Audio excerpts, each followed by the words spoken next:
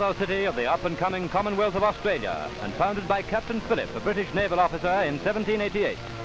Today, Sydney is a thriving modern metropolis of 1.5 million white inhabitants, and is the terminal point of the great Pacific Skyway between the Antipodes and the North American continent. The Pacific is a mighty broad ocean. 20 years ago, Charles Kingsford Smith with CTP Elm and the Americans Warner and Lyon flew the Pacific for the first time from San Francisco to Brisbane in the old Southern Cross.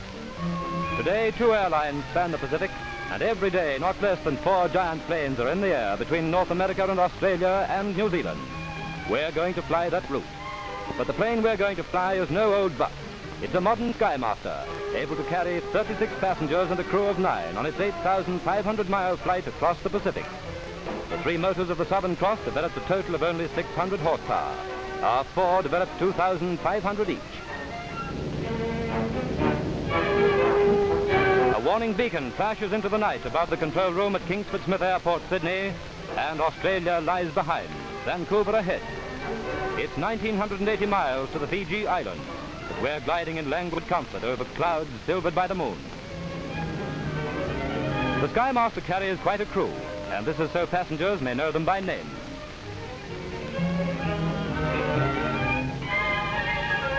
Our Skymaster is called Discovery, after one of the ships in which Captain James Cook discovered Australia in 1770. But Cook didn't have hostesses like Mavis Harrison and Pat Deverell. They're a much more recent discovery.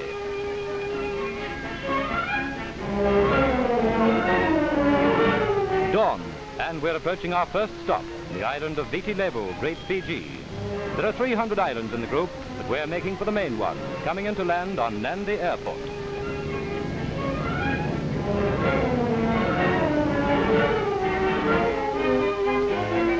There's a whole day in front of us, so let's go sightseeing. And first in range are picturesque Fijian native policemen. N-A-D-I is pronounced Nandi in the Fijian language. Fijians are Melanesians, and the fuzzy hairdo is considered a mark of rare beauty. Tropical fruits thrive in Fiji's rich volcanic soil, and the crew thrive on tropical fruit. Mavis and Pat stock up with green bananas, which will ripen further along the Trans-Pacific route.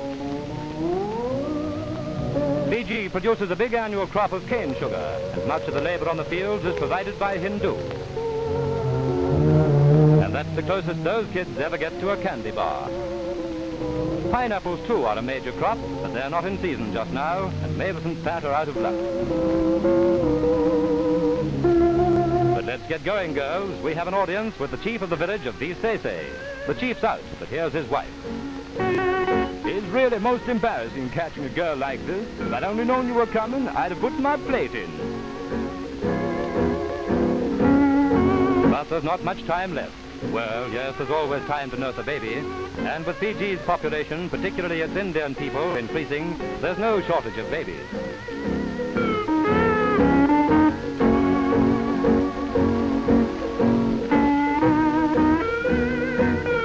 Fijians who were headhunters within living memory are today happy, contented, and good-natured. But there's one kid whose grandfather ate missionaries, even his singlets holy. So it's goodbye to Fiji, and off on the next stage of our flight.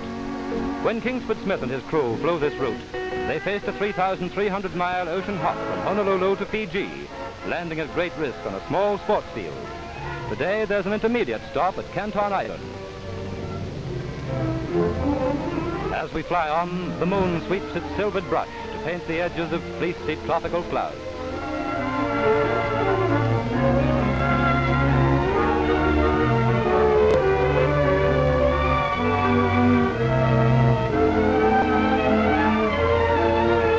Hawaii below, Waikiki Beach, Honolulu. Yes, there it is in reality as we come into land on the island of Oahu. In this land of sunshine, natives have no word for weather. It's always the same. Palatial hotels cater for tourists in thousands, but Mavis and Pat want to find out if Waikiki is as good as the tourist posters say. The surf's gentle inside the reef, with long, lazy rollers providing ideal chutes for canoes and surfboards. Native Hawaiians offer friendly advice, but these girls are at home in much rougher water than Waikiki can provide.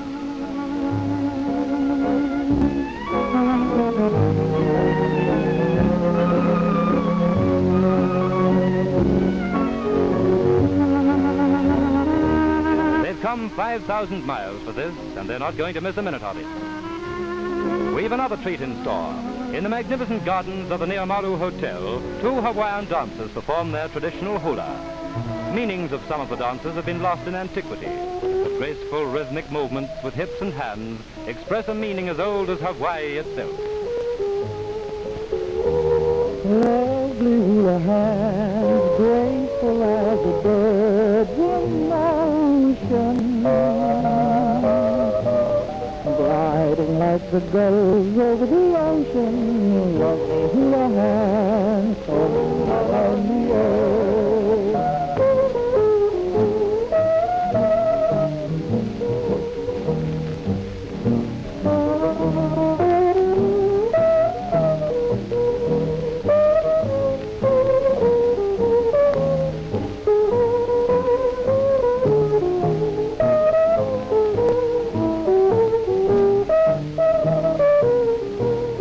But it's aloha Honolulu, as in the late afternoon we take off on the last stage of our trip. We've a new crew, and new hostesses adjust the slumber seats.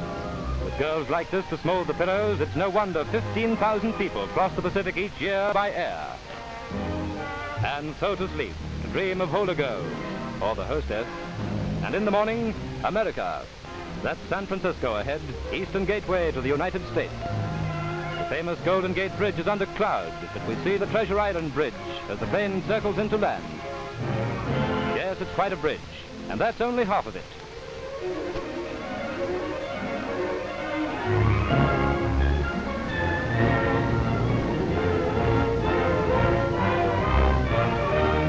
But our stay is short. We're on our way north towards Mount Shasta and the giant Shasta Storage Dam. Melting snow in these mountains provide water to irrigate some of the richest land in the United States, plus hydroelectric power.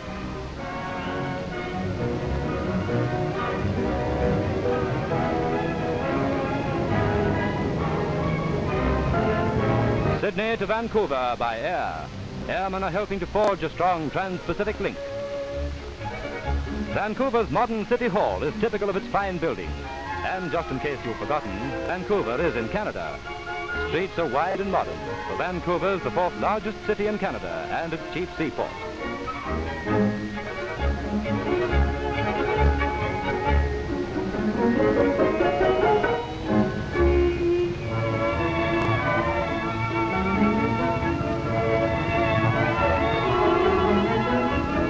The transport system is good, with modern buses gradually replacing the streetcars. Ringed by mountains, Vancouver has a plentiful water supply and generates hydroelectricity. Vancouver's British, but the American influence is there just the same.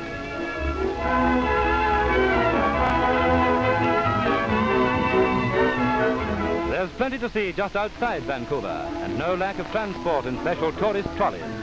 This city of 500,000 people is proud of its parks and gardens, and doesn't hesitate to show them off. English Beach on English Bay. When it's sunny, thousands flock to the water. But Vancouver has a heavy annual rainfall, so we must have picked the annual sunny day. The Lions Gate Bridge across the neck of the nearby Straits of Georgia spans the port entrance. And Vancouver has fine types of modern suburban homes.